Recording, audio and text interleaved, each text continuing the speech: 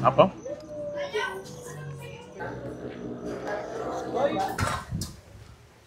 Lagyan na ng chicharon. Yes, sir. Okay na, boss. Yes, sir. May malanda to yung yes na. Okay na, boss. Ayan na, oh. Sir. So, ito na yung Miki Abra. Luto na siya. So, tara. Food trip na tayo. Ito sa akin, boss, ha? Andito tayo ngayon sa may Nangunig, Narbacan. Actually, guys, wala tong pangalan street na to, eh. Basta Nangunig, Narbacan, guys. Tapos, malapit lang to sa may Narbacan Public Market. Ito yung lugar ni Chabit Singson mismo. Ni Tatay Chabit. Ay, Tatay Chabit tong lugar na to. Actually, guys, may natagpuan kami dito nga masarap na authentic Pansit Abra. Authentic Pansit Abra. MBJ ang pangalan. MBJ Pansiteria. Okay? Ito, guys, yung kilalang-kilala na Miki Abra. Pag napunta kayo ng Narbacan, ipagtanong-tanong nyo lang dito sa may Nangunig, Narbacan kung saan tong pansiteria na to, madali lang siyang hanapin. Ito yung MBJ Pansiteria. Guys, ang laki ng pwesto nila dito, kaya kung marami kayong magkakasama, kamag-anak, tropa, barkada, dito lahat. Ito siya, guys. Meron silang malinis malaking dining. Kasama ko yung buong pamilya ko. Ayan. May kubo, may dining malaki. So ito siya, guys, sa MBJ Pansiteria. Ayan, authentic Abra Miki. Tapos papakita ko sa inyo yung menu. Ito yung menu nila, oh. Ayan, oh. Meron silang super special na 65. Meron silang special 55. Meron silang semi-special. So, may mga itlog ng kasama yan. Tapos, pwede naman kayo mag-add-ons. Andyan na lahat yung add-ons nila. Dahil na kayo dito. Ayan, oh. MBJ Pansiteria. Abra Authentic Pansit Miki. Tanungin natin yung tagaluto nila kung paano ginagawa tong Miki Abra. Tanong lang, ano tong sabaw na to? Saan galing to? Sa linagami ng ulo ng baboy, sir, yun sa harap. Ito. Oh, sir. Ano tong pinakulon dito? Baboy? Yes, sir. Ulo ng baboy. Ulo ng baboy. Para talagang malasa siya. Yes, sir. Yan ang ulo ng baboy. Okay. Tapos pagdating dito, titimplahan nyo na lang. Yes, sir. At saka dito ako magluto ng Miki. Dito ka nagluto ng Miki? Yes, sir. Okay. So ito yung original na Miki. Anong tawag ito? Miki Abra, sir. Miki Abra. Yes, sir. Okay. Tapos itong Miki na to, sariling gawa niya yan, yung noodles na yan. Yes, sir. Yes. Talagang kayo gumagawa. Oo. So from Abra, dinala nyo tong menu na to dito sa Narbacan. Yes, sir. Okay, tapos anong oras po kayo bukas ito? Ang open namin, sir, ay 5 ng umaga hanggang kami sa 8 ng gabi, sir. Okay, 5 a.m. to 8 p.m. Yes, sir. Okay. Sige, sir, pakitaan mo kami kung paano ginagawa yung Miki Abra ninyo. Okay. Sir, ano yan? Ito, sir, ano yan? Aswete, sir. Aswete. Yes, sir. Okay.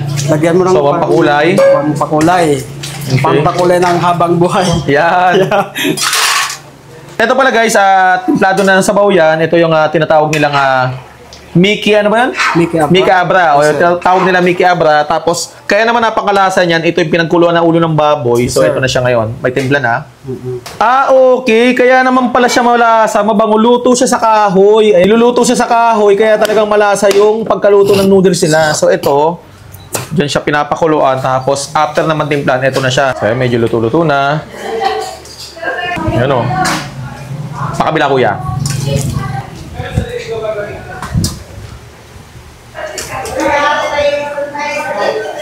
Lugar na eh. Lagyan na ng chicharon. Tapos ano yung boss? Rurog busing. Anong tawag dyan? Ulo ng baboy. Ulo ng baboy. Yes, sir. Handa ko niya, sir, ha? Yes, sir. Boss, dagdagan mo konti. Masarap ang... Ano kanya? Iba niya.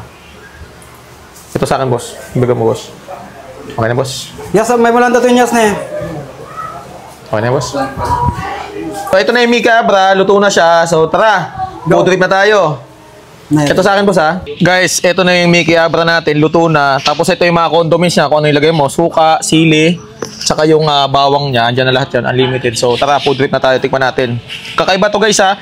Nasa Narbacan siya. Pero yung authentic na gawa ng mga taga-Abra, dinala dito nung isang tagaluto na matagal nagluto sa Abra. Ayan. So yun, guys, andito tayo ngayon sa may Nangunig, Narbacan, Ilocos Sur. Andito tayo ngayon sa may MBJ Pansiteria. Paano ba to? Wala akong pangalan tong ano na to, lugar na to. Basta Nangunig lang siya. Malapit siya sa may Narbacan Public Market na isa sa pinakamalinis na palengke sa buong Ilocos. Tapos, guys, mismong lugar to ni Chabit Singson. Ayan, yan ang malupit. Taga Narbacan yan eh. So, guys, ito yung authentic Abra Miki na talaga namang, guys, dinala pa nila dito sa Narbacan para lang matikman ng mga taga Narbacan. 6 years na nagluluto yung tagaluto nila sa dating pasiteria sa Narbacan, kaya talagang authentic yung pagkagawa nito. Guys, ang in-order ko guys, itong overload nila na Mickey Abra na halagang 65 pesos, tapos nagpa-add ako ng karne. So, tikman natin. Unlimited nasa lamesa lang. Lagyan natin chili. Natin ng bawang ba. So, tikman natin. Ang lupit nito kasi yung noodles mismo, sila may gawa.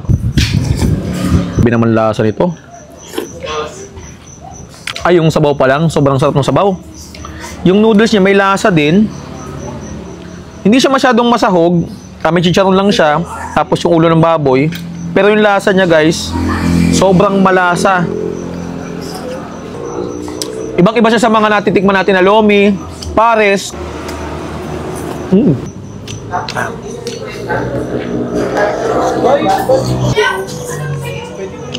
Sa mga gustong tumayo guys, dayuhin nyo lang itong MBJ Pansiteria, authentic Mickey Abra dito sa may Nangunig, Narbacan. Lapit lang to sa may Narbacan Public Market. Pagtanong nyo lang to, MBJ Pansiteria, talagang kilalang kilala to dito. Open sila ng 5 AM hanggang 8 PM. So dayuhin nyo to guys, ang sarap, promise.